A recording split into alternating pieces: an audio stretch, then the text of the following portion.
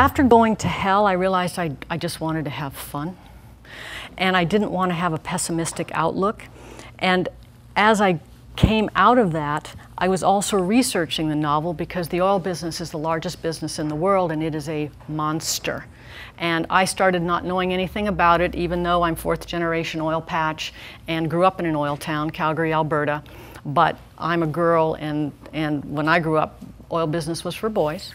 And so I didn't know anything about it. So as I started to research it and started to come out of the hellish period of my life, the whole book changed. And it became an old-fashioned mystery with a bad guy and good guys, and a novel about time and place.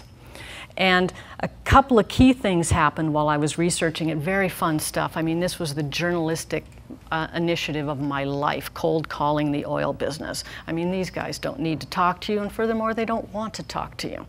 But I persisted, mostly in Bakersfield, and they all ended up talking to me.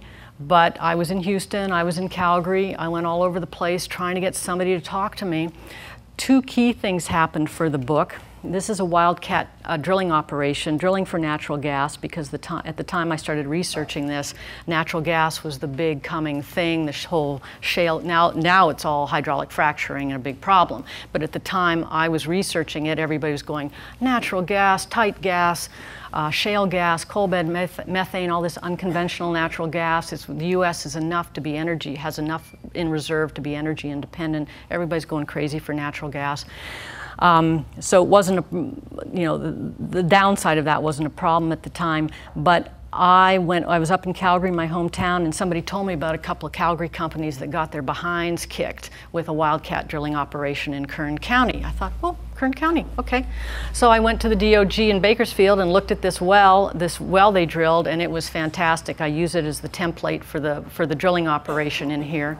And the second thing that happened was I was researching the novel out in western Oklahoma, driving around, and an old tool pusher. The tool pusher is the guy who runs the drilling rig, who works for the drilling contractor. You have the operators who are paying for the well, the big guys, and then you have the contractors who are drilling the well, the actual, And this old tool pusher, for some reason that remains mysterious even to him, let me on his drilling rig and let me hang around on the rig floor and watch them run pipe and break out pipe and make up pipe and all that stuff.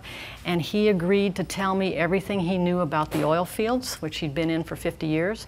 Everything he knew about the oil fields, he would tell me in exchange for me writing his life story for his grandchildren. So this is actually 2 books. It's 2 books, and the tool pusher has become one of my best friends. It's karmic.